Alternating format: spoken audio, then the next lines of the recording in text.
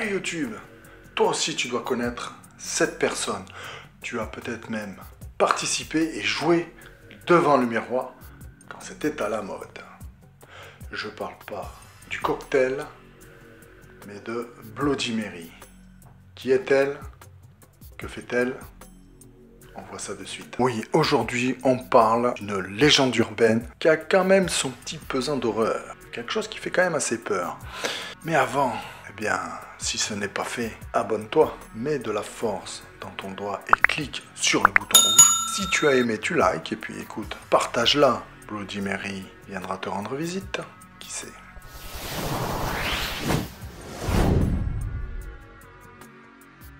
La légende de Bloody Mary, qui est donc, la traduction littérale, c'est Vierge sanglante. Donc c'est quelque chose d'assez horrifique. La légende, la fameuse légende de Bloody Mary, veut que si on prononce 13 fois son nom, 13 fois quand même, devant un miroir, à la lumière de la chandelle, une Vierge sanglante apparaît derrière toi. Et parfois, elle peut s'attaquer à la personne, les personnes qui l'ont appelée. D'ailleurs, plusieurs façons existent pour invoquer cet esprit malfaisant, il faut dire ce qui est. Et la plus courante est donc celle-ci, de s'enfermer dans sa salle de bain, dans le noir, mais avoir avec soi deux chandelles. Deux chandelles que l'on placera de chaque côté du miroir, une à droite, une à gauche. Surtout, fixez le miroir droit dans les yeux de votre reflet. Vous fixez votre reflet, vous fixez vous-même. Ensuite, eh bien, d'une voix douce, presque invitante, à voix basse, vous prononcez 13 fois le nom de Bloody Mary. 13 fois exactement. Et, fait étrange, vous tournez sur vous-même. Alors c'est vrai que peut-être ça donne un peu le tournis, peut-être tu vois ce que tu veux. Bien sûr, vous le faites en prononçant son nom. Et vous le faites de plus en plus fort. Plus vous tournez, plus vous prononcez son nom. De plus en plus fort avec conviction. De plus en plus convaincu. Jusqu'à la 13e fois où vous êtes prêt à vous écrouler sur le sol. Ce serait carrément une supplique. C'est presque suppliant pour qu'elle vienne. À la limite, vous finissez en criant. Bien évidemment, une condition est nécessaire. Chaque fois que vous faites un tour, chaque fois que vous tournez sur vous-même, au passage, vous fixez le miroir. 13e tour, au dernier passage, alors, ce ne sera plus vous dans le miroir, mais bien la Vierge sanglante.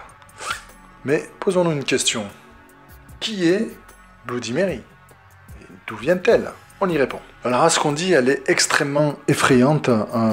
Ses mains cherchent à vous attraper, elle a le visage ensanglanté. C'est vraiment une vision pas agréable du tout. Alors pour quelques personnes, il y a des gens qui croient que cette femme veut juste vous effrayer. Et donc en bondissant vers vous, juste vous faire peur en fait. Évidemment, d'autres personnes pensent qu'elle vous attaque et littéralement vous laisse en sang. Si vous n'arrivez pas à vous enfuir, à vous débattre suffisamment pour vous échapper. Alors cette légende urbaine, cette légende a tellement été prise au sérieux qu'il y a une personne qui a carrément écrit un essai dessus. Alors j'ai ma note avec le nom, c'est la folkloriste Janet Langlois qui a écrit un essai sur cette histoire. Carrément, elle a fait une thèse là-dessus. C'est quand même...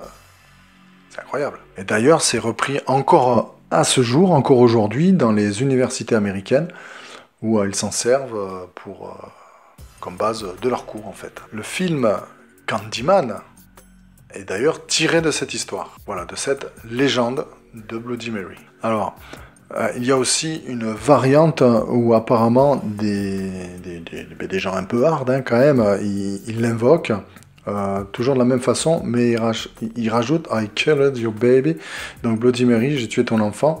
Donc là forcément, en principe derrière, c'est la grosse claque, quoi. On prend la grosse tannée, donc là, on rentre dans un truc un peu plus hard. Donc si elle apparaît, effectivement, celui qui a dit ça, en principe, il se fait défoncer. Hein. Donc là, on est sur de l'attaque sauvage. Pour d'autres, vous allez voir que pour d'autres, Bloody Mary serait en fait la Vierge Marie venue prévenir de ne pas jouer avec son nom ni celui de son fils Jésus. C'est du catholique païen, quoi. Alors pour d'autres, ce serait une sorcière qui aurait été brûlée vive. Je vais dire de son vivant, évidemment.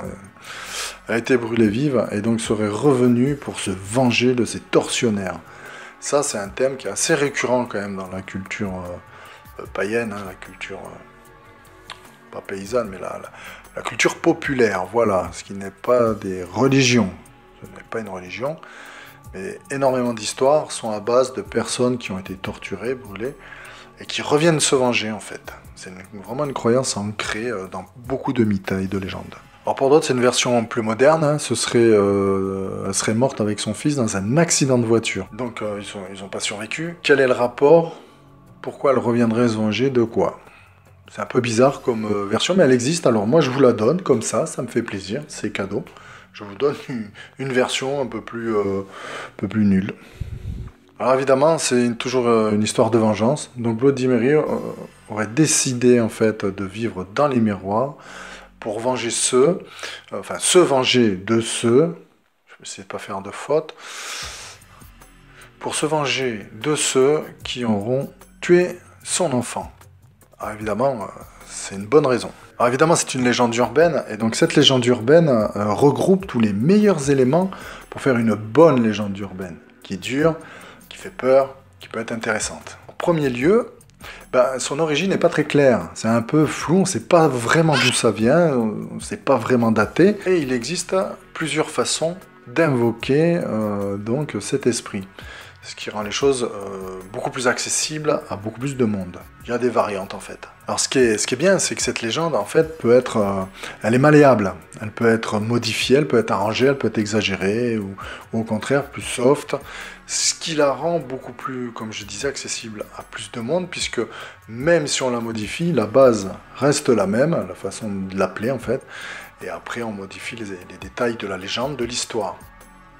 Mais sa base étant solide, simple et solide, elle traverse les années sans problème. Alors cette base, je vais vous la décrire, elle est très simple, elle est d'ailleurs très répandue dans le folklore. Évidemment, premier point, la nuit, l'obscurité, c'est un élément important. Les apparitions sont beaucoup plus propices qu'en plein jour, évidemment.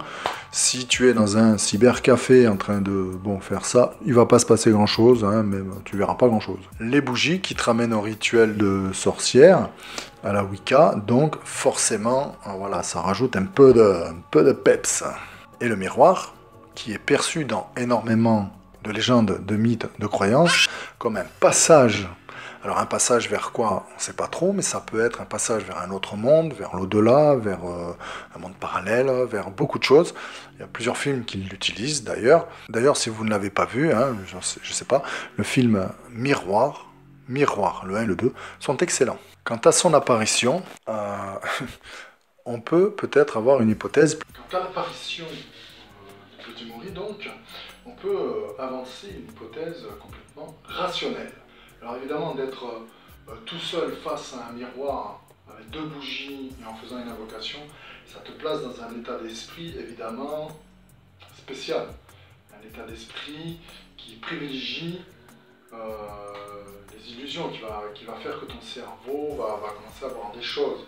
Donc tu vas être dans une atmosphère un petit peu tendue en fait. Ça va te conditionner, ça va provoquer un conditionnement. Alors évidemment, le fait d'être dans cette ambiance avec les bougies, la flamme de bougie, enfin, je sais pas, vous avez tous vu les bougies, hein, tu as certainement vu ça, tu en as utilisé. En fait, ça crée des ombres. Ça bouge, ça modifie la lumière, elle n'est pas stable, on va dire. C'est pas comme un projo, là, comme la lumière que j'ai qui claque, elle me fixe. La lumière de la bougie va créer une ambiance changeante. On va voir des ombres. Alors le fait de tourner sur soi-même comme ça, en criant son nom, en allant jusqu'à crier le nom, donc en utilisant sa respiration, peut-être que, effectivement, il y a quelque chose qui se passe dans ta tête. Alors évidemment, on peut supposer que les personnes les plus fragiles, ou qui y croient vraiment, et qui se sont vraiment conditionnées, avec l'ambiance des bougies, le noir, etc., peut-être qu'effectivement, leur propre reflet, ils ont l'impression de voir quelqu'un d'autre. Alors évidemment, il y a toujours après des petites anecdotes qui sont rajoutées et qui rendent évidemment le récit beaucoup plus terrifiant quand quelqu'un a fait l'expérience, ce qui est peut-être un peu exagéré, c'est pas forcément la vérité pile poil. Hein. Alors, il y a des gens qui ont fait le rituel et qui, en sortant du rituel, ont dit « je n'y crois pas, ça ne marche pas ». Et je vous lis ma petite note. Il aurait arrivé, donc il y a eu 3 victimes. Il est arrivé qu'après ce rituel, il y en a une qui a une hanche cassée en sortant de la salle de bain. Donc carrément, elle s'est fracassée. Une autre serait restée traumatisée et a fini en hôpital psychiatrique, carrément, à l'ouest. Et une dame d'un certain âge, qui n'y croyait pas, a fini, en suivant, hein, c'est dans l'heure qui suit, poignardée. Donc peut-être qu'effectivement, quand même, faut faire attention à ce qu'on fait, faut pas faire n'importe quoi. Ne jouez pas avec des choses peut-être qui nous dépassent, ou peut-être qu'il n'y a rien du tout, c'est notre inconscient qui nous pousse à faire des bêtises. Le mystère reste entier. Pourquoi pas, donnez-moi votre avis. Qu'est-ce que vous en pensez? Est-ce qu'on peut s'auto-suggérer des choses comme ça, ou est-ce qu'il y a vraiment des choses comme ça qui peuvent arriver? Dites-moi en commentaire, débattons, et je vous dis, je te dis, à lundi. Bye.